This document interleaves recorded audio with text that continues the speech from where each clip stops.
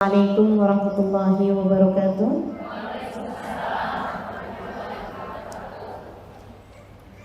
Alhamdulillah. Wassalatu wassalamu ala Rasulillah Muhammad ibn Abdullah wa ala alihi wa sahbihi wa man wala. Subhanaka la ilma lana illa ma 'allamtana innaka antal alimul hakim. Rabbi shrah li sadri wa yassir li amri wahlul 'uqdatan min lisani yafqahu qawli, amma ba'du. Alhamdulillah. Hai muslimah, kamu begitu berharga. Begitu tema kita pada pagi hari ini. Teman-teman saudaraku sekalian yang saya muliakan, muslimah, Allah Subhanahu wa taala menjadikanmu sudah Islam dari sejak bayi. Dan itu sesuatu hal yang perlu untuk kamu syukuri. Sebab la in syakartum la azidannakum. Kalau kamu syukuri bakalan ditambahin kenikmatan tersebut. Artinya akan terus-terusan ditambahkan iman yang ada dalam hatimu, Islam yang ada dalam hatimu. Sebagaimana doa seorang ulama, dia berdoa begini, Allahumma kama an'amta alaina bil Islam fazidna minhu wa kama an'amta alaina bil iman fazidna minhu wa kama an'amta alaina bil afiyah fazidna minha wa kama an'amta alaina bil umur fabarik lana fi. Ya Allah, Engkau telah mengaruniakan kepadaku keislaman, tambahkanlah aku dengannya. Imannya biar nambah. Ya Allah, Engkau telah menganugerahkan kepada kami keimanan, tambahkanlah aku dengannya. Ya Allah, Engkau telah mengaruniakan kepadaku afiat, keselamatan, tambahkanlah aku dengannya. Ya Allah, Engkau telah mengaruniakan kepadaku umur, berkahilah aku di dalamnya. Alhamdulillah, Allah jadikan kita muslimah dari sejak kita bayi. Begitu keluar di atas muka bumi ini, orang tua kita membacakan azan di telinga kita, mengenalkan kepada kita, Allahu Akbar, Allahu Akbar, kata bapak kita di telinga kita. Karena memang telinga itu adalah organ tubuh yang pertama kali dibuka, sebagaimana ianya akan menjadi organ tubuh yang paling akhir ditutup. Sampai dengan orang mati itu, yang lain sudah tidak berfungsi, tapi telinga tetap berfungsi. Muslimkah bahkan yang tidak muslim sekalipun tetap berfungsi. Makanya Nabi ketika selesai perang Badar, Nabi memanggil-manggil nama orang-orang kafir Quraisy yang dulu suka mengganggu dan menyakiti Nabi Muhammad. Ya Aba Jahal, ya Umayyah bin Khalaf, sebutin nama-namanya Nabi Muhammad. Hal wajadtu ma wa'ada rabbukum haqqan faqad wajadtu ma adani rabbi wa haqqan. Apakah kalian mendapati apa yang dijanjikan Tuhan kalian benar? Karena aku telah mendapati apa yang dijanjikan Tuhanku benar. Sahabat nanya, Rasul, emangnya mereka dengar? Kata Nabi Muhammad, kita tidaklah lebih mendengar daripada mereka. Artinya mereka lebih dengar lagi. Kalau saya nih nggak pakai mic, mungkin yang di belakang nggak dengar. Tapi kalau mohon maaf, kita semua mati, walaupun nggak pakai mic nih, yang di belakang dengar. Baik teman-teman saudara sekalian yang saya muliakan, kembali kepada kita nih sebagai muslimah, begitu lahir aja organ tubuh yang segera berfungsi di antara 5 panca indera itu adalah telinga, gitu kan. Itu subhanallah, kita udah langsung disampaikan Allahu Akbar, Allahu Akbar, Allah Maha Besar, Allah Maha Besar. Lagi nenangin banget itu teman-teman sekalian, nenangin banget gitu. Begitu keluar kan bayi nangis. Ada nggak di sini yang begitu keluar ketawa gitu? Atau bersin gitu keluar asyik? Ya nggak ada ya. Gitu keluar kan anak pasti nangis gitu. Tahu kenapa? Takut. Kenapa anak ketika keluar dari rahim ibunya nangis? Karena dia takut dengan sesuatu hal yang baru, dengan sesuatu yang tidak nyaman. Biasa di dalam perut ibunya hangat, biasa dalam perut ibunya serasa didekap gitu. Begitu keluar, ya ampun gede banget nih gitu. Takut, nangis. Teman-teman sekalian, makanya segera diazanin sama bapak. Allahu Akbar. Anakku sayang, jangan takut. Bersama dengan kita ada Allah yang maha besar. Kamu takut, bapak juga takut. Takut gak bisa biayain sekolah. Takut nanti kamu susah nyari jodoh. Takut dengan kehidupan di depan. Tahu-tahu tahun 2019, tahun 2020 ada PPKM. Siapa sangka? Takut.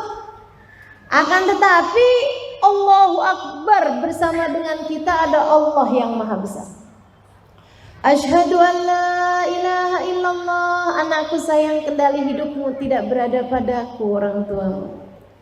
Akan tetapi kendali hidupmu ada pada Allah. Tahuilah nak, tidak ada Tuhan kecuali asyhadu anna Muhammadar Rasulullah. Ketahuilah anakku sayang, pimpinanmu dalam kehidupan, imammu dalam kehidupan, yang kamu ikuti dalam kehidupan, kiblat ruhmu dalam kehidupan di atas muka bumi ini adalah bagindamu Nabi besar Muhammad sallallahu alaihi wa ala alihi wasallam. Masya Allah, begitu agung. Jadi begitu kita keluar aja udah Allah Subhanahu wa taala pastikan kita muslim, kita mukmin. Alhamdulillah. Makanya kenapa kita ini nggak perlu syahadat lagi ketika balik? Ada nggak yang begitu mens gitu kan?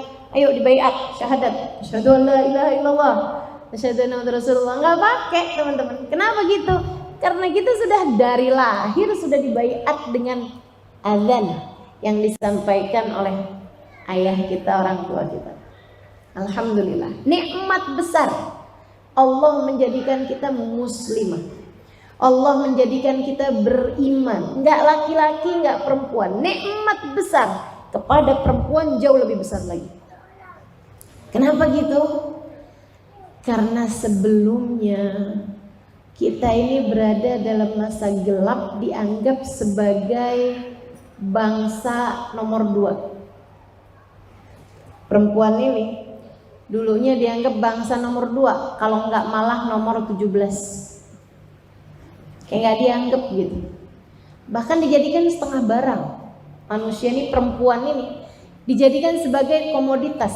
Makanya kalau sekarang ini orang-orang berusaha menjadikan perempuan sebagai komoditas, hanya sebagai, paham maksud saya komoditas, barang jualan gitu buat kaum laki-laki. Kamu tidak sedang menuju kepada kemodernan, kamu sedang menuju kepada keterbelakangan. Kalau untuk pakai pakaian seksi dilihat sama laki-laki, kemudian mereka menjadi naik birahi, itu kemunduran, teman-teman. Kemunduran. Kalau untuk menjadi seorang perempuan yang demi untuk gaya hidup kamu jual diri, itu namanya bukan kemajuan. Meskipun andai dibayar dengan 80 juta per jam sekalipun kamu begitu murah, sebab nilaimu tak terbayar seharusnya. Maka saudaraku sekalian yang saya muliakan, Allah Subhanahu wa taala menjadikanmu mulia. Dari yang dulunya dianggap sebagai bangsa nomor sekian. Saya pernah baca syariat agama, ya, baik itu agama langit ataupun agama bumi gitu. Agama buatannya orang gitu kan, agama bumi ataupun yang syariat agama langit. Itu tidak ada yang lebih memuliakan kita daripada ajaran agama Islam. Dulu tuh kalau perempuan lagi mens, itu nggak boleh ada serumah dengan laki-laki. Jadi kalau kamu datang mens, ditaruh kamu di rumah kecil, ruangan kecil seberang rumah. Nggak dianggap sebagai yang boleh nyatu gitu sama kaum laki-laki kalau lagi mens. Padahal kan mens bukan dari kita ya. Saudara sekalian yang saya muliakan, ada lagi tuh orang-orang zaman dulu, kaum jahiliyah, ini yang bukan syariat agama langit ya. Itu perempuan tidak boleh tertawa. Setiap kali perempuan tertawa, suaminya boleh nyabut satu giginya. Alhamdulillah kita nggak hidup di zaman itu. Kalau enggak, saya yakin ompong semua yang ada di sini. Tiap ketawa suaminya ambil catut. Sini buka mulut kamu, jeder, ya Allah, ya Allah. Nggak dianggap.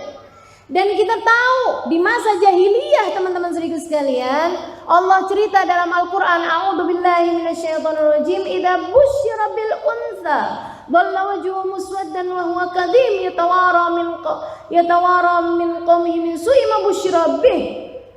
Kata Allah, idza busyir bil untha, apabila diberi kabar gembira bahwasanya anaknya yang lahir perempuan. Allah ngasih bahasanya busyira, apabila diberi kabar gembira. Karena sejatinya punya anak, mau laki-laki mau perempuan, itu adalah sebuah kabar gembira. Anak lahir sehat, anak lahir selamat, kabar gembira buat orang tuanya. Tapi kata Allah, dhalla wajhuhu muswaddan, wajahnya langsung menghitam, wa huwa kadhim, dia dalam keadaan marah. Ya tawara, ngumpet-ngumpet dari kaumnya. Min su'i ma busyira bih, dari buruknya kabar yang mereka terima. Bahkan ada yang kalau istrinya melahirkan dibuatin lubang di bawahnya. Begitu dilihat sama dukun bayinya, lihat laki perempuan. Kalau laki-laki putusin tali pusarnya, selamatin. Kalau perempuan putusin tali pusarnya, langsung dikuburin hidup-hidup saat itu juga, sebelum sang ibu sempat melihat bayinya. Ada juga yang dikuburinnya tar kalau udah mulai umur 3 tahun, 2 tahun gitu. Kayak gitu tuh keadaan bangsa ketika Islam datang. Saat Islam datang, teman-teman sekalian, Masya Allah, Nabi Muhammad sayangnya sama kita kaum perempuan luar biasa. Bahkan Allah tunjukkan Nabi Muhammad itu anaknya perempuan semua yang panjang umur. Nabi Muhammad punya anak 7, teman-teman saudara sekalian. 3 diantaranya laki-laki, tidak ada yang mencapai usia 2 tahun. Ada yang berapa hari meninggal, ada yang udah sempet jalan kemudian meninggal gitu. Yang At-Tayyib At-Tahir, Abdullah namanya, yang terakhir sudah kenabian lahirnya, itu malah justru masih sedang disusui ketika dia meninggal dunia. Teman-teman sekalian, jadi anak Nabi yang laki-laki meninggal di usia masih kecil-kecil. Anak Nabi yang perempuan usianya cukup sampai dengan ketika Nabi Muhammad dapat wahyu, itu masih ada semua putri-putrinya. Keempat-empatnya menjadi perempuan-perempuan salehah, pengikut ajaran baginda kita Nabi besar Muhammad sallallahu alaihi wasallam. Nabi Muhammad sangat menyayangi mereka semua, sangat menyayangi mereka semua. Terutamanya yang kecil, Sayyidah Fatimah Zahra, karena di saat Nabi Muhammad dapat wahyu, kemudian segala macam godaan, segala macam gangguan dari kaum kafir Quraisy diterima oleh Nabi Muhammad alaihissalam. Saat itu anak-anak Nabi Muhammad yang lain, yang perempuan-perempuan sudah pada nikah. Mereka kan nikahnya kecil-kecil, gitu ya. Pada masa tersebut mereka kulturnya memang menikah masih pada muda-muda gitu. Nah yang sisa hanya Sayyidah Fatimah Zahra yang ada di rumah, sehingga dialah yang menjadi penghibur, dialah yang menjadi jantung hati, belahan jiwa Nabi besar Muhammad sallallahu alaihi wasallam. Nabi menyayanginya, mencintainya, menunjukkan rasa cintanya tersebut kepada semua orang. Sehingga orang ketika melihat cara Nabi Muhammad menyayangi putrinya, taulah mereka bahwasanya seharusnya seperti itulah seorang laki-laki memperlakukan anak-anaknya, anak-anak perempuannya. Teman-teman saudariku sekalian yang saya muliakan, Nabi Muhammad itu tiap kali ketemu sama Sayyidah Fatimah, teman-teman sekalian yang saya muliakan, jadi kepada Sayyidah Fatimah, Nabi itu tiap kali ketemu dipeluk. Sayyidah Fatimah itu dipeluk dan dicium di antara dua keningnya. Dari Sayyidah Fatimah kecil sampai Sayyidah Fatimah nikah, punya anak dan seterusnya. Itu teman-teman sekalian, saya nggak bisa bayangin di zaman itu ya. Di zaman sekarang aja itu tuh romantis banget loh. Siapa di antara kita yang ketika berjumpa dengan ayah kita memperlakukan kita seperti itu sampai dengan kita dewasa sekalipun? Siapa? Saya rasa jarang sekali ya. Tiap kali ketemu ayahnya pelukin, kemudian dicium di antara keningnya. Nabi Muhammad berbuat itu di zaman di mana anak-anak perempuan dibunuh hidup-hidup. Di zaman di mana perempuan nggak boleh ketawa. Nabi pelukin anaknya, Nabi ciumin keningnya, Masya Allah. Bahkan Nabi punya kode-kode sama Sayyidah Fatimah itu. Sayyidah Fatimah baru ngetuk pintu berapa kali aja Nabi udah langsung tahu kalau itu adalah ketukan putrinya Fatimah. Demikian pula dengan Nabi Muhammad kepada Sayyidah Fatimah. Asal Nabi Muhammad datang baru ketuk berapa kali aja udah langsung tahu bahwasanya itu adalah Nabi Muhammad SAW. Sayyidah Fatimah akan berkata bahwa dialah sendiri yang akan membukakan pintunya. Kalau ada anaknya atau suaminya Ali gitu ya mau bukain pintu, jangan. Itu adalah ayahku Nabi Muhammad SAW. Biarkan aku sendiri yang membukakan pintunya. Masya Allah. Dari perlakuan, bahkan juga dari ucapan. Nabi itu ucapannya kepada Sayyidah Fatimah romantis banget teman-teman. Salah satu ucapan yang paling romantis, Fatimah bid'atun minni.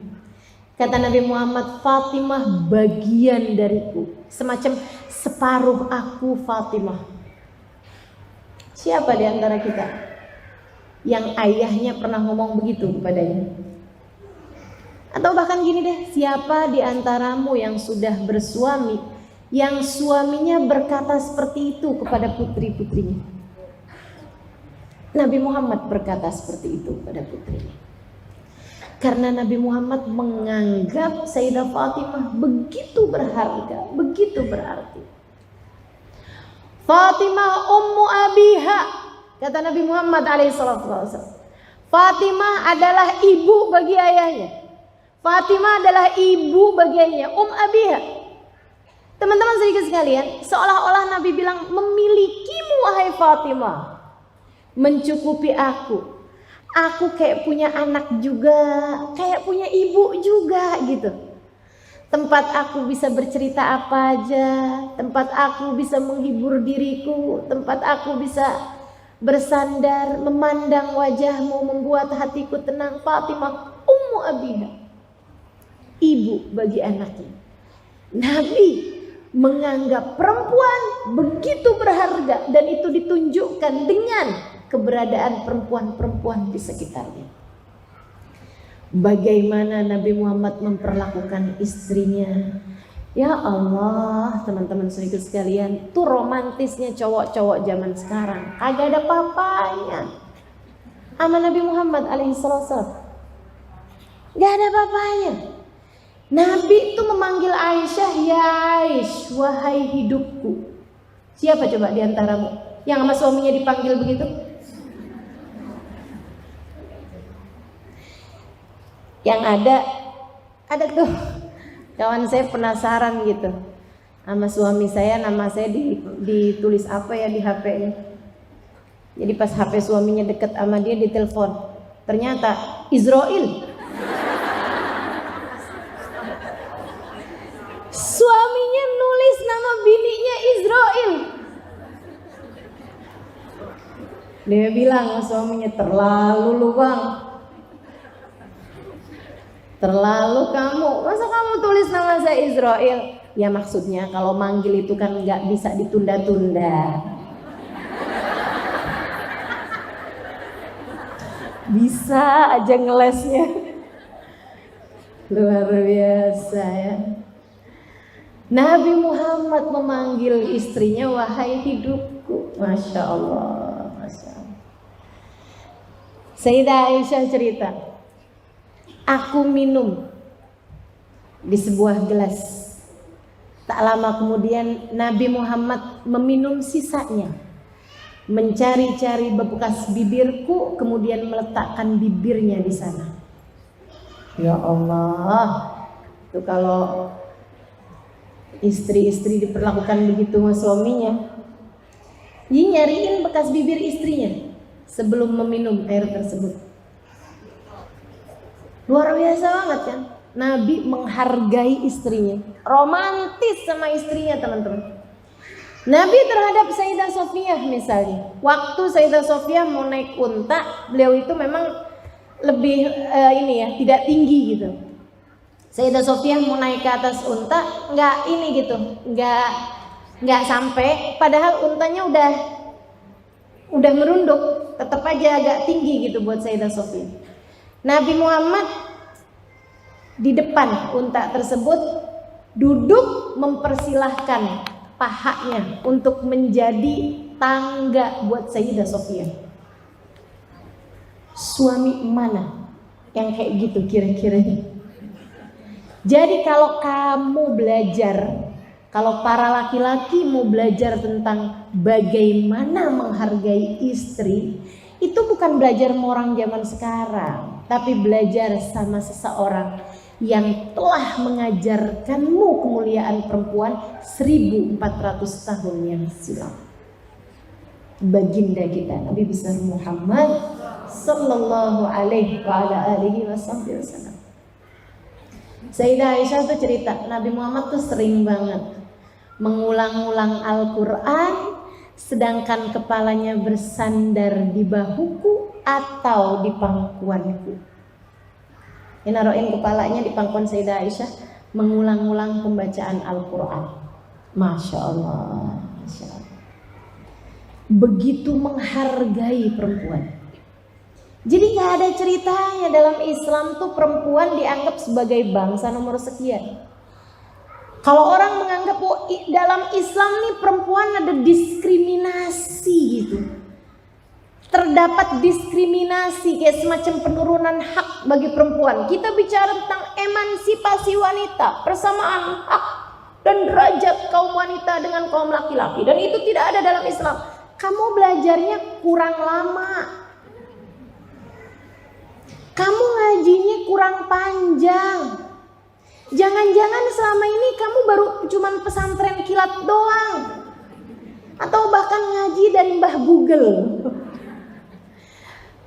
Belajar Qur'annya dari terjemahan Qur'an, ya nggak kena teman-teman, nggak kena, nggak bisa begitu. Pelajari sejarah, kamu akan tahu betapa Islam meninggikan derajat kaum perempuan. Kita kaum perempuan di mata Islam, dalam pandangan Allah, dalam pandangan Rasulullah, kita begitu berharga. Nabi Muhammad menyebut kita sebagai tiang. Kata Nabi Muhammad alaihissalam, al-mar'atu imadul bilad. Perempuan adalah tiangnya negara. Idza saluhat saluhatil bilad, wa idza fasadat fasadatil bilad. Perempuan itu tiangnya negara, kata Nabi. Perempuannya baik-baik negaranya, perempuannya rusak negaranya. Nabi menyebut kita sebagai tiang. Jadi kalau ada orang ngatain kita sebagai keset, jangan percaya. Kalau ada orang anggap kita sebagai keset, jangan percaya. Nabi menyebut kita sebagai tiang. Kenapa tiang? Sebab seluruh yang ada dalam bangunan kepadanya bertumpu. Perempuan tuh, semua urusan dalam rumah tangga tumpuannya sama perempuan. Kan begitu? Makanya teman-teman serius sekalian, kalau perempuannya kuat-kuat, yang di rumah tuh kuat-kuat semuanya. Kalau perempuannya rapuh, di rumah itu juga semuanya rapuh. Coba lihat aja, kalau udah ngeliatin orang gitu, suami bahagia, anak bahagia, itu pasti karena ada perempuan, ibu di dalam rumah tersebut yang bahagia. Tapi begitu semuanya kayak yang loyo banget, kayak hidup segan mati tak mau gitu. Kayak yang aku adalah orang paling menderita di dunia. Kenapa nih COVID gak kelar-kelar? Kenapa kita gak bisa kayak orang piknik gitu? Dari dulu, sejak gak ada karantina, kita juga emang gak pernah keluar negeri, katanya gitu. Ya kan mestinya disyukurin ya. Gak ada urusan sama karantina beberapa hari juga. Emang dari dulu juga gak pernah pakai paspor.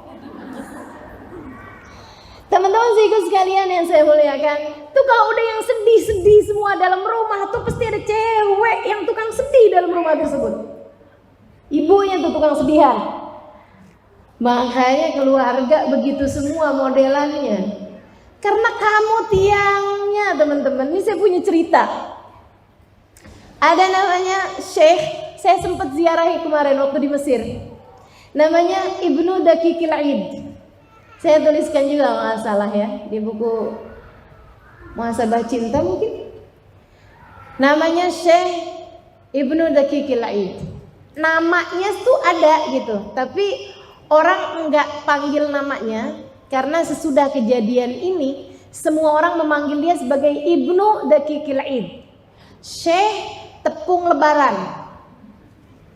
Mana ada Syekh dipanggil Tepung Lebaran? Ini ada gara-garanya, ada sebabnya. Jadi nih, ada seorang syekh besar. Ilmunya Masya Allah luar biasa. Istrinya sangat solehah. Gak pernah nuntut, gak pernah apa-apa gitu. Mereka hidup miskin, tapi kaya dalam hal agama. Kaya dalam hal ibadah. Ini ya, kehidupannya kelihatannya miskin secara materi, tapi mewah secara agamanya. Sunnah-sunnah ada, Quran ada, kajian ada, sholat duha ada, tahajud ada, zikir ada, keluar masuk kamar mandi ikutin sunnah, cara makan ikutin sunnah, tuh mewah rumah tangganya secara agama, meskipun minimalis, sangat sederhana, bahkan bisa dibilang miskin secara materi duniawi. Satu waktu si istri nih, istrinya Syekh ini nih, lagi jalan ketika didengar ada orang-orang lagi muji-muji suaminya, kepo, pengen tahu. Dan anak-anak muda lagi bilang, ih Syekh kita tuh ya ampun, pinter betah pokoknya, pinter banget. Kayak wis komputer berapa tuh ya di kepalanya gitu. Zaman itu belum ada komputer ya. Kayak nampung memorinya tuh banyak banget gitu di kepalanya. Ini tahu, itu tahu, sejarah hafal. Wih luar biasa. Siapa gurunya ya? Katanya si anak-anak itu. Saya nggak pernah tahu gurunya yang sekarang masih ada gitu. Yang tentu orang tahu siapa gurunya, tapi maksudnya udah meninggal gitu. Gurunya yang sekarang tuh yang membesarkan dia sampai sekarang tuh siapa gitu. Pasti gurunya tuh lebih hebat lagi dari dia gitu. Si istri nih denger kayak begitu disamperin sama dia. Kalian lagi ngomongin suami saya. Oh iya ibu, iya. Masya Allah. Kalian penasaran pengen tahu gurunya suami saya? Ibu tahu? Ya tahu kan saya istrinya. Siapa bu sebenarnya gurunya suami ibu? Saya.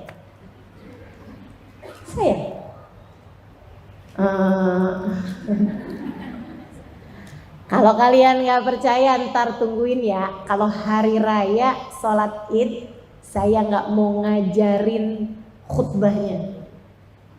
Iya deh, kita mau liatin. Udah pamitan pulang. Sepanjang Ramadan tuh suaminya ngajar juga, ngimamin sholat id, sholat taraweh, sholat apa segala macam gitu. Tapi orang-orang pada nungguin nih kalau id nih khutbah, gurunya nggak mau ngajarin dia, istrinya nggak mau ngajarin dia gimana keluarnya gitu. Masuk lebaran, masuk puasa, istrinya yang biasanya nggak pernah minta apa-apa sama suaminya, mulain bilang itu, bang, disebutin anaknya gitu ya, kemarin tuh pulang dari rumah temennya, dia cerita katanya habis makan kue enak dah bang, saya udah belajar cara bikinnya, ntar kalau mau lebaran kasih saya tepung ya bang, saya mau bikin kue lebaran.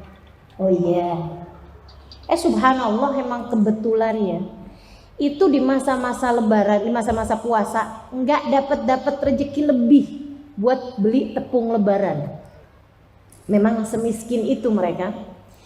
Jadi nggak keburu-keburu buat beli tepung lebaran, cuman keburunya buat buka sahur gitu aja.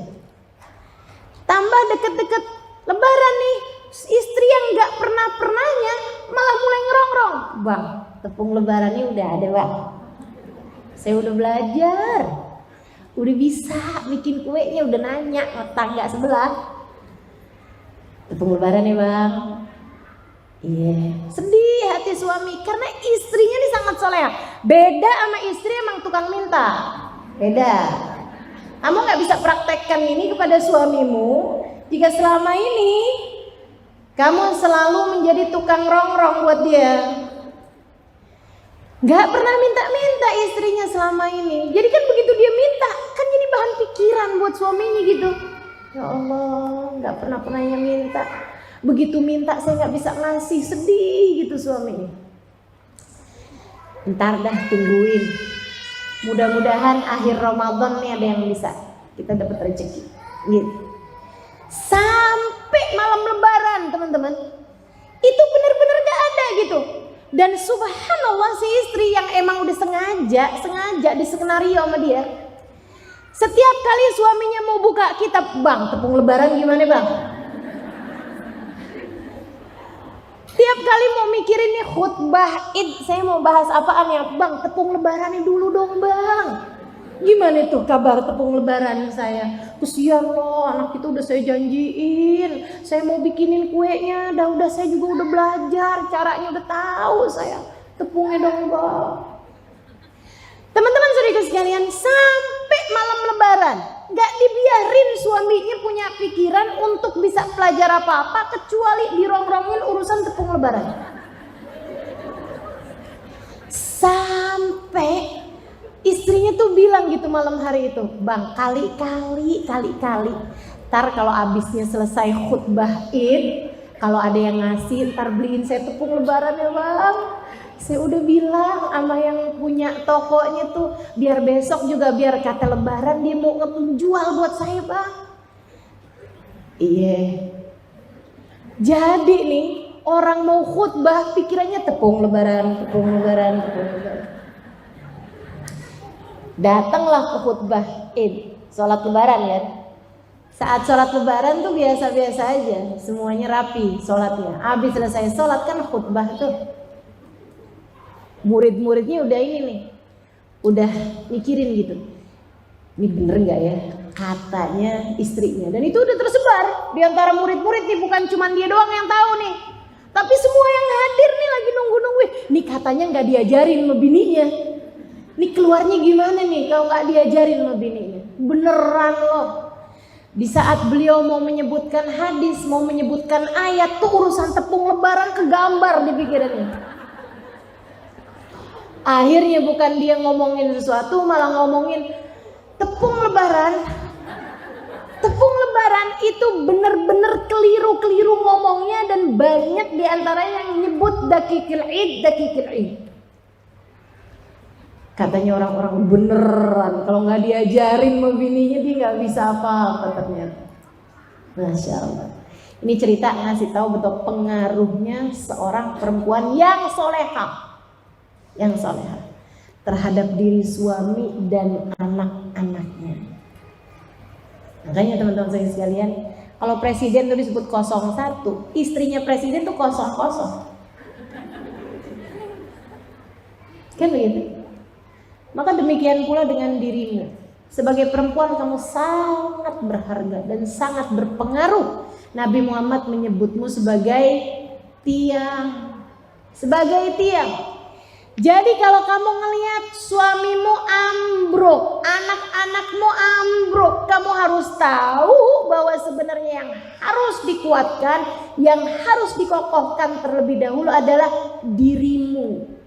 Jadilah kuat untuk bisa menguatkan, sebab kamu adalah tiangnya. Coba ibu-ibu nih yang udah pada punya suami, saya rasa kamu ngerti deh apa yang saya maksudkan. Begitu perasaanmu menyenangkan, kamu bahagia, kamu akan lihat suami kamu juga begitu, anak-anak juga begitu, pada ceria, semuanya pada senang semua. Tapi begitu kamu sumpah, coba diingat-ingat, begitu kamu sumpah, begitu kamu sedih-sedihan mulu, begitu kamu uring-uringan, ya Allah, ya Allah, kamu PMS serumah ikutan PMS. Betul begitu? Betul begitu? Nggak salah, Nabi itu menyebut kita sebagai tiang. Karena urusan rumah tangga semuanya bertumpu kepadamu, teman-teman. Kamu begitu berharga, kamu bukan keset. Kamu tiang dalam rumah tangga. Kalau ada yang mengatakan hal yang tidak sama dengan apa yang disampaikan Nabi, jangan pernah percaya. Kamu adalah tiangnya. Begitu kata Nabi kita Muhammad sallallahu alaihi wasallam. Makanya sama Allah perempuan ini didesain untuk bisa mengerjakan beberapa hal sekaligus. Otak perempuan nih bisa mengerjakan berbagai macam hal secara sekaligus, teman-teman saya sekalian. Nggak lihat tuh betapa multitaskingnya perempuan-perempuan itu. Jam-jam segini nih kalau ada di rumahnya sambil buka radio, buka TV juga. Sambil masak, baju sebagian udah masuk ke mesin cuci, gendong anak. Itu ya ampun, berapa kerjaan tuh yang dia lagi kerjain. Segitunya yang ada di TV nyambung loh. Ngerti dia, lagi ada gibah apa yang ada di TV. Dia paham, abis itu ada telepon bunyi, dia bisa ngangkat. Abis itu ngomongin yang ada di TV, gosip sama temennya. Berapa pekerjaan sekaligus yang dia sedang kerjakan. Makanya sampai-sampai saya pernah dikasih tahu ya, bahwasanya kalau kamu ngobrol sama anak laki-laki, sama orang laki-laki, dia sambil mengerjakan sesuatu, jangan percaya dia nggak mendengarkan. Ada anakmu sambil mainan game, laki-laki gitu ya, sambil main game dia, kamu bilangin dia gitu, ngomongin dia gitu, jangan percaya, dia nggak dengerin kamu. Dia konsentrasi pada satu hal. Tapi kalau anak perempuan, kamu ngajakin ngobrol dia sambil ngegambar, biarin, nggak apa-apa. Anak perempuan sambil gambar gitu kan, kita sambil ngomongin dia gitu, nggak apa-apa, dia akan masuk. Makanya saya kalau hadir ngaji gitu, ada anak perempuan-perempuan dia sambil ngapain gitu, saya tahu dia sedang mendengarkan saya. Kenapa gitu? Itu perempuan tuh, antara tangan sama kepala nggak harus nyambung. Tangan ngerjain apa, kepala ngerjain apa tuh dia bisa. Kalau laki-laki rada susah. Teman-teman saya sekalian, keseimbangan otak kanan sama otak kiri. Siapa yang desain seperti itu? Allah Subhanahu wa ta'ala. Karena tahu bahwa perempuan adalah tiangnya. Kamu berharga dalam pandangan Allah, melaksanakan visi misi kehidupan yang begitu berharga. Karenanya Allah Subhanahu wa ta'ala mendesainmu dengan luar biasa. Saudariku sekalian yang saya muliakan, Nabi Muhammad sallallahu alaihi wasallam, ketika kamu jadi anak, ketika kamu anak, Nabi menganggapmu begitu berharga. Saya kalau ingat-ingat ini ya, ngeliatin ya Allah, sebagai perempuan nih kita nih berkelas surga. Sebagai perempuan, Nabi Muhammad itu menempatkan kita itu kelasnya kelas surga.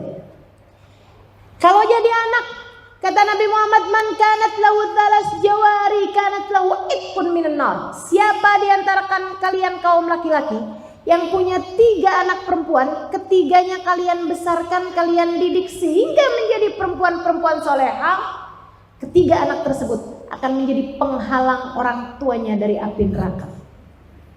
Kalau ngalangin orang tuanya dari api neraka, artinya membawa masuk mereka kemana?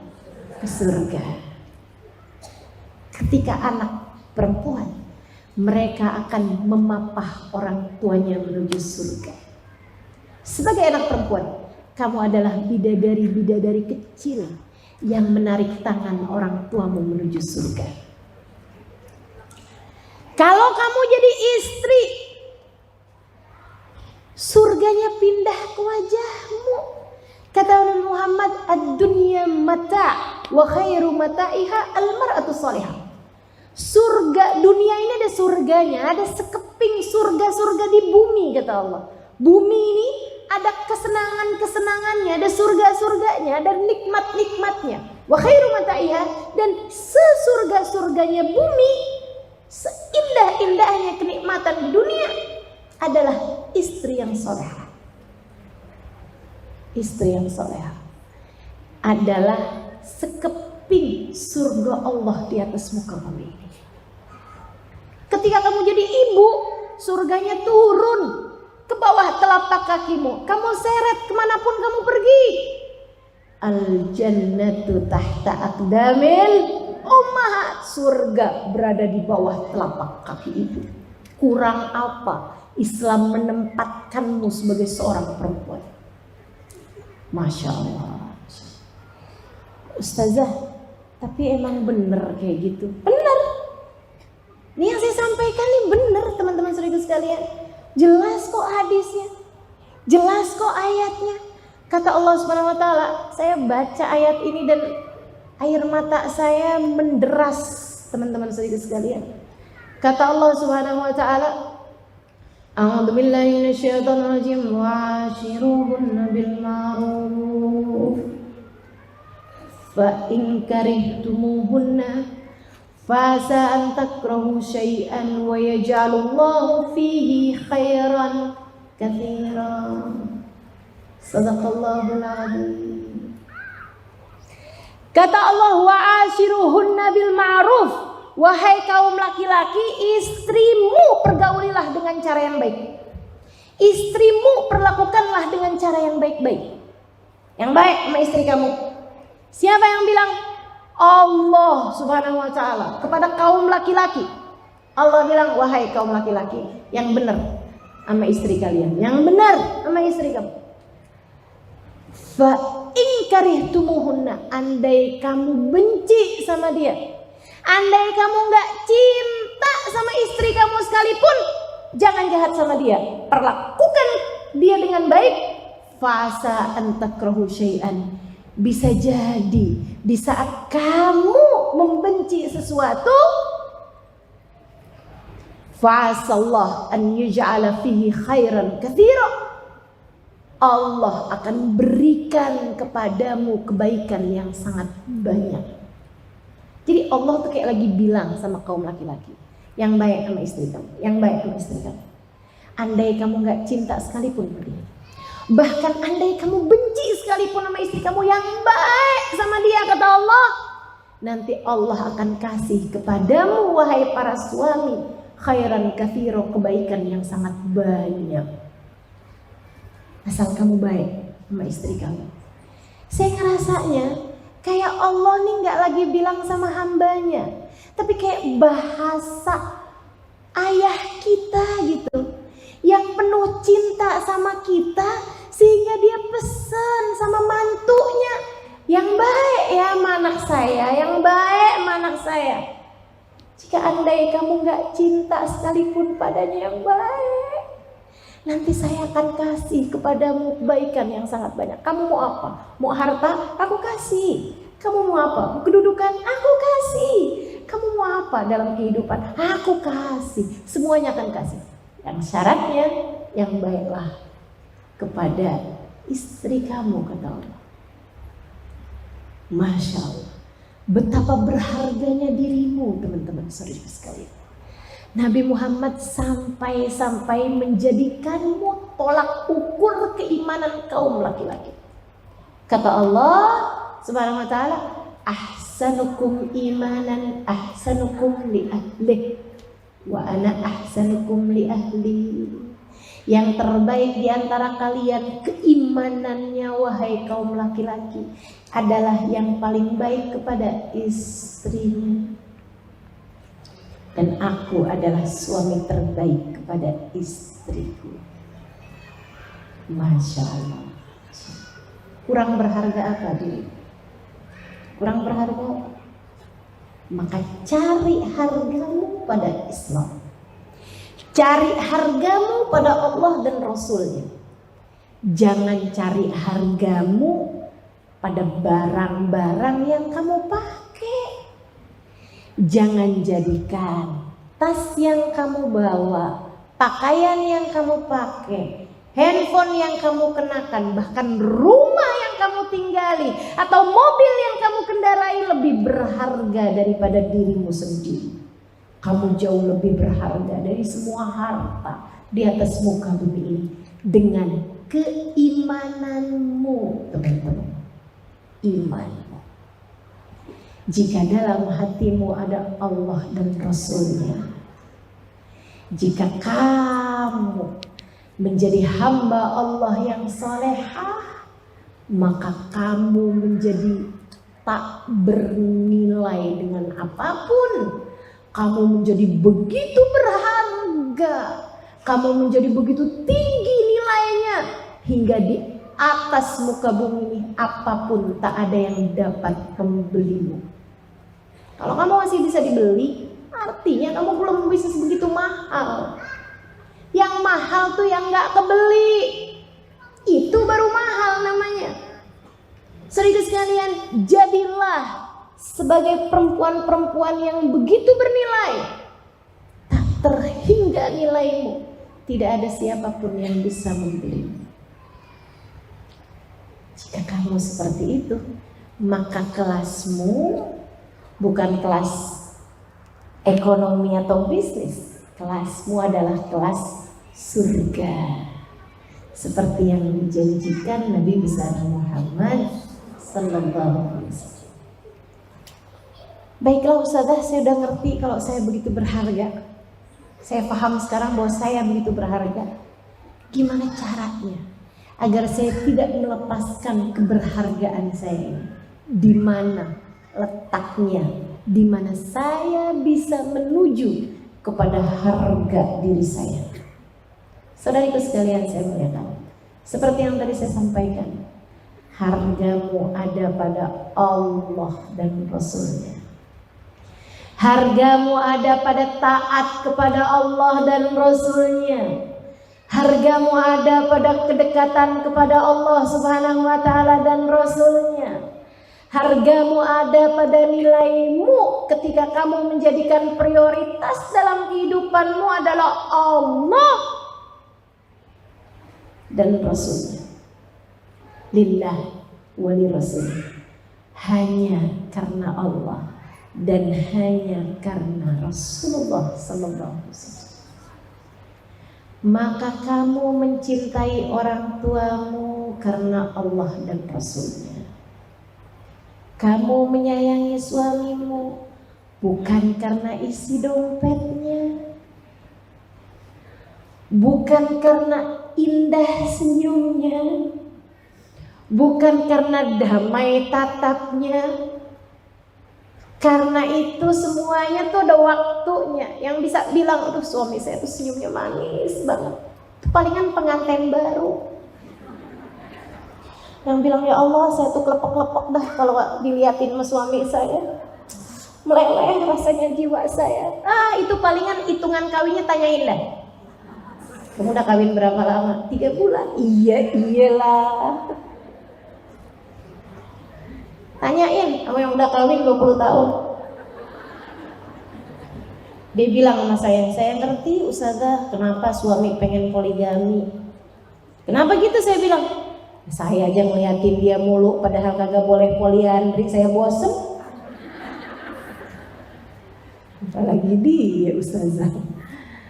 Saya ngerti ustazah, walaupun belum tentu saya sabar, tapi saya ngerti gitu katanya. Begitu Bu? Enggak juga ya, oke lah, skip. Teman-teman saudariku sekalian yang saya muliakan, jadi cintai suamimu bukan karena isi dompetnya seperti yang tadi saya bilang. Maka kalau ada istri di sini yang bilang, saya kayaknya nggak tahan deh sama kamu, kalau kamu nggak bisa bawa saya piknik dalam waktu 3 bulan ke depan, kalau kamu nggak bisa bikin saya terbang naik pesawat gitu dalam 3 bulan ke depan, saya nyerah dari kamu. Misalnya gitu ya. Kalau kamu nggak bisa beliin saya rumah sampai bulan yang akan datang, saya pisah aja dari kamu. Kalau kamu nggak bisa ngasih saya sekian dalam waktu berapa bulan ke depan, kita di rumah ngontrak mulu. Saya mau kita punya rumah sendiri dah pokoknya. Kalau kamu nggak bisa ngasih saya rumah dalam beberapa bulan ke depan, saya menyerah aja dari istri kamu. Itu teman-teman saudariku sekalian, kamu bukan istri yang lillah wali rasulih. Kamu tidak berharga. Sebab hargamu hanyalah beberapa lembar isi dompetnya aja. Kalau senyum kamu seharga berapa yang dia kasih ke kamu, kamu belum sebegitu berharganya artinya. Tapi kalau kamu bisa senyum tanpa lihat tanggal, baru tuh dia tuh. Ini dia perempuannya yang bernilai surga. Ini dia perempuannya yang berkelas surga. Teman-teman saya sekalian, perempuan berkelas surga yang apabila dia merasa suaminya menyakiti dia atau ada anggota keluarganya yang begitu menyedihkan hatinya, dia nggak curhat sana, curhat sini, cerita sana, cerita sini, bahkan di media sosial. Sebel gue laki gue nulis di curhat di media sosial. Teman-teman sekalian, siapa di antaramu yang masih ngerjain itu, saya bilangin berhenti.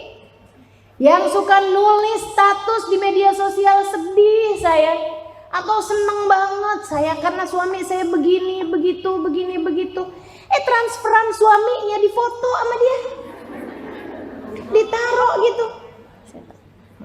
ditaruh gitu di media sosial. Teman-teman saudara sekalian, berhenti. Kenapa gitu?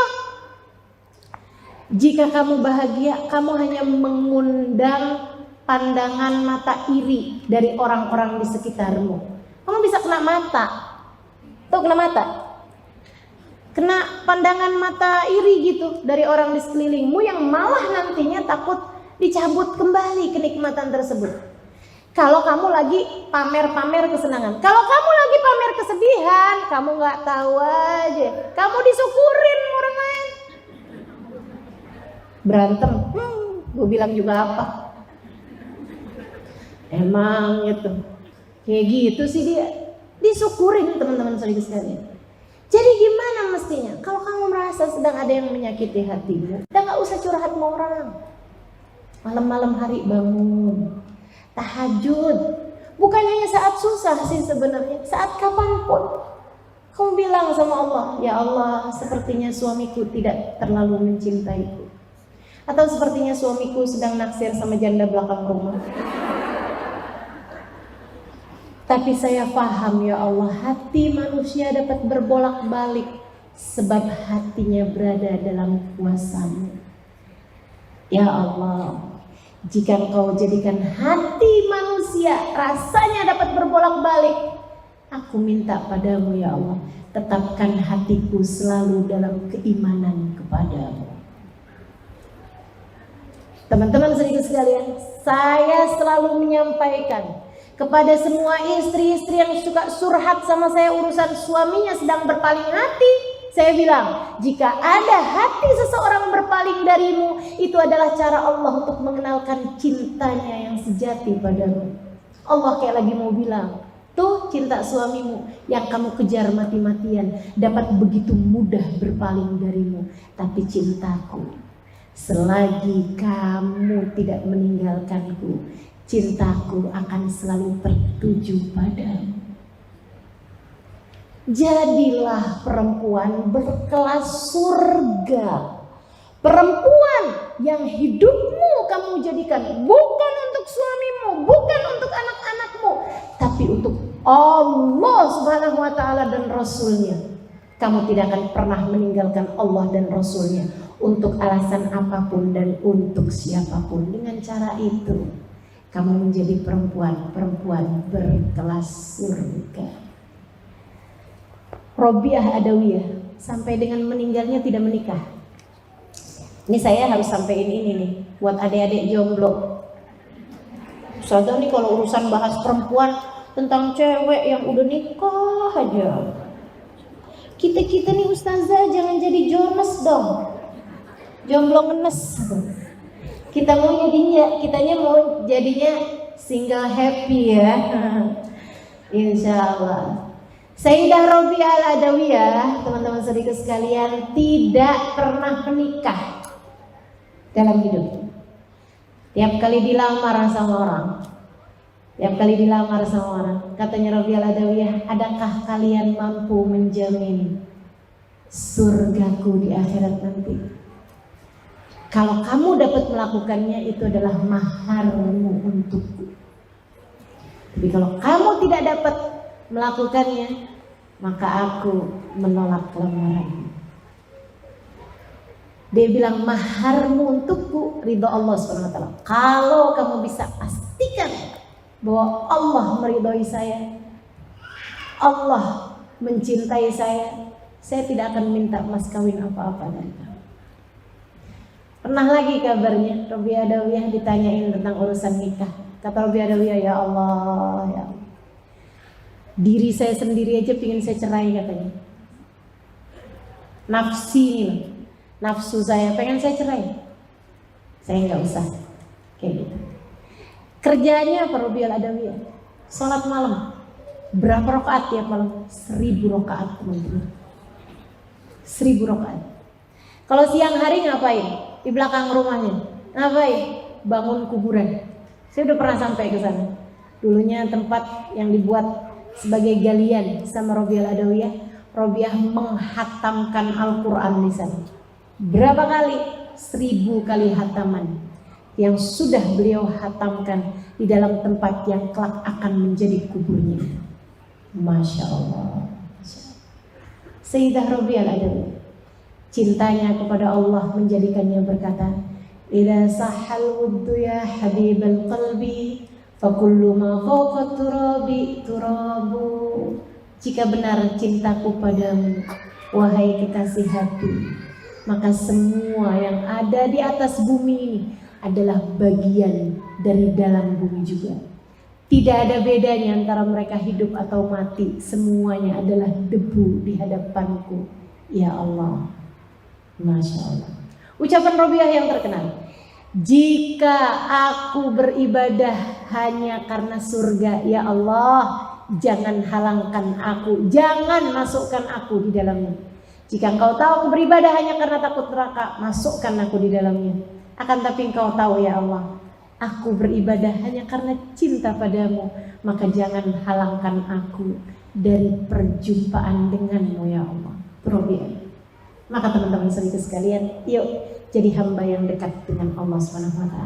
Disitulah nilaimu. Benahi sholatmu, benahi zikirmu, milikilah zikir. Tiap habis sholat jangan ditinggal. Subhanallah 33 kali, Alhamdulillah 33 kali, Allahu Akbar 33 kali. Jangan ditinggal, sebisa mungkin gitu. Saudara sekalian, jagain tahajudmu, usahakan walaupun gak kayak orang-orang yang berjam-jam, setidaknya 15 menit sebelum azan subuh sholat barang 2 rakaat, 4 rakaat, tengadahkan tanganmu ya Allah. Sesiapapun bisa meninggalkanku di atas muka bumi ini, akan tetapi engkau ya Allah, aku harap tidak akan pernah meninggalkanku. Gitu ya. Yuk bismillah, kita benahi kehidupan kita, bersandar hanya kepada Allah SWT. tidak mengandalkan apapun dan siapapun, sebab semua lemah. Jangan andalkan harta, jangan andalkan ilmu, jangan andalkan suamimu, jangan andalkan anak-anakmu, jangan andalkan kecantikanmu. Semuanya lemah, semuanya sirna. Andalkan saja Allah Subhanahu wa taala dalam kehidupanmu. Jadilah wanita-wanita berkelas surga, sebab wahai muslimah, engkau begitu berharga. Semoga Allah SWT menghidupkan kita dengan bahagia, sebab ada Allah dan Rasulnya di dalam hati kita. Kita cintai sepenuh jiwa raga kita. Dan semoga apabila datang ajal menjemput kita, dimatikan kita dalam husnul khotimah. Dan kelak di hari akhirat nanti Allah SWT perjumpakan kita dengan manusia paling mulia, baginda kita Nabi besar Muhammad sallallahu alaihi wa ala alihi wasallam. Teman-teman saudariku sekalian, kita angkat tangan kita. Dan sebagai seorang muslimah, jika kamu sungguh-sungguh solehah, maka tanganmu, linangan air matamu, begitu berharga di mata Allah Subhanahu wa taala. Allah tak akan menolak doamu jika kamu selama ini menjadikan Allah dan Rasulnya sebagai prioritas dalam kehidupan. Jika kamu selama ini tidak pernah meninggalkan Allah, maka Allah tak akan meninggalkanmu di saat kamu mengangkat tanganmu. Minta kepada Allah Subhanahu wa taala, ya Allah, ya Allah, ya. Pandanglah kami dengan pandangan kasih sayang-Mu ya Allah. Lihatlah semua perempuan-perempuan yang ada di tempat ini ya Allah. Nabi kami Muhammad menyebut kami sebagai tiang dalam rumah tangga kami. Nabi Muhammad bahkan menyebutkan yang jadi ibu di antara kami sebagai pembawa surga di bawah telapak kaki. Nabi Muhammad begitu mendekatkan kami kepada surga, kepada kebahagiaan hidup kami. Ya Allah, pandang semua perempuan yang ada di tempat ini ya Allah.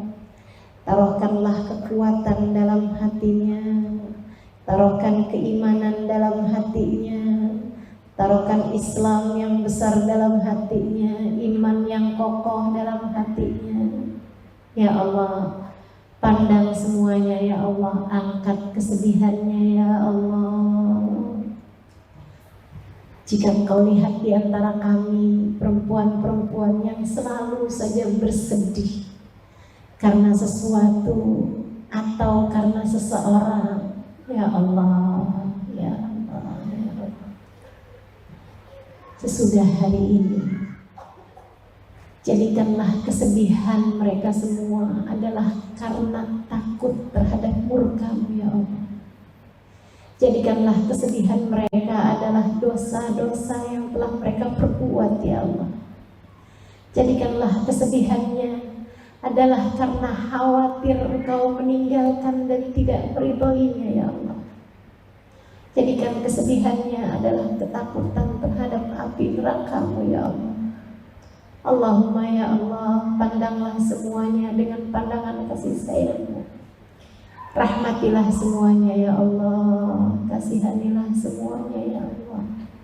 Jadikan hatinya kuat untuk menanggung segala beban, sebab dia paham bahwa semua beban kehidupannya seharusnya hanya ditumpukan kepadamu ya Allah, hanya disandarkan kepadamu ya Allah.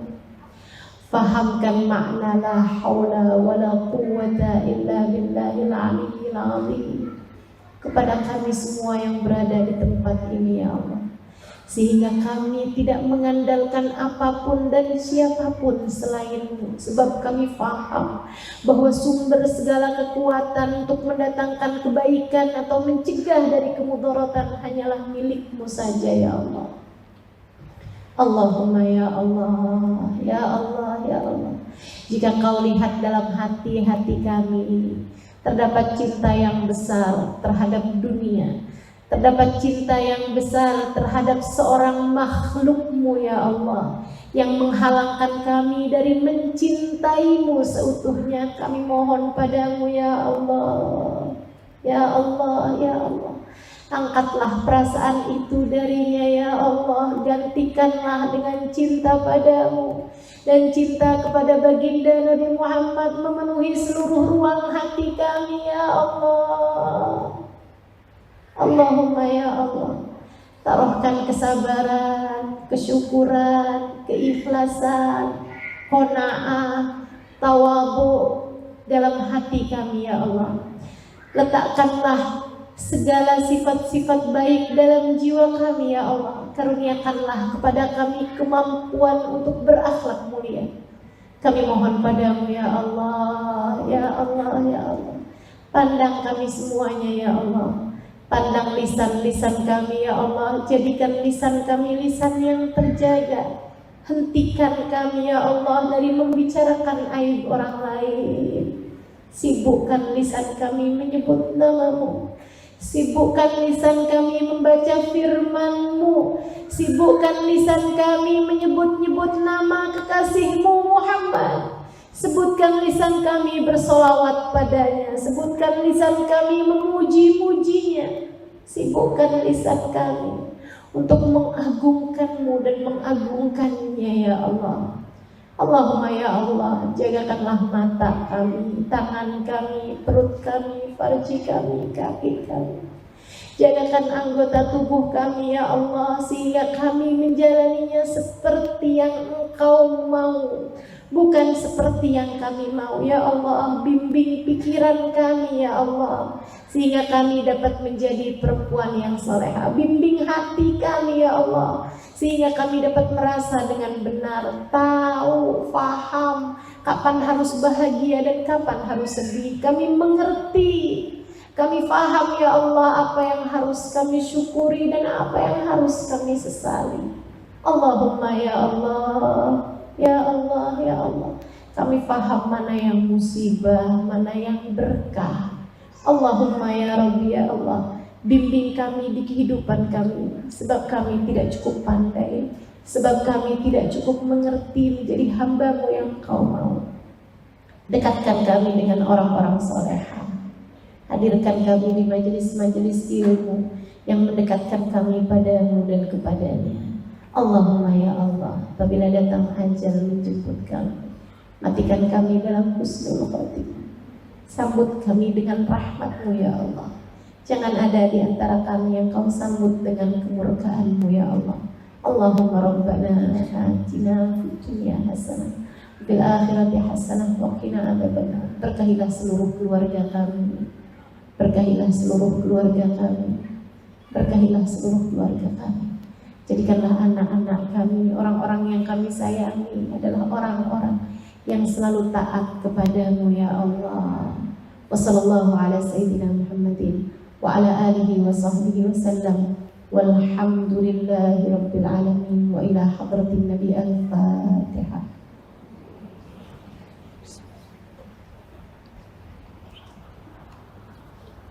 Iyyaka na'budu wa iyyaka nasta'in. Ihdinas siratal mustaqim.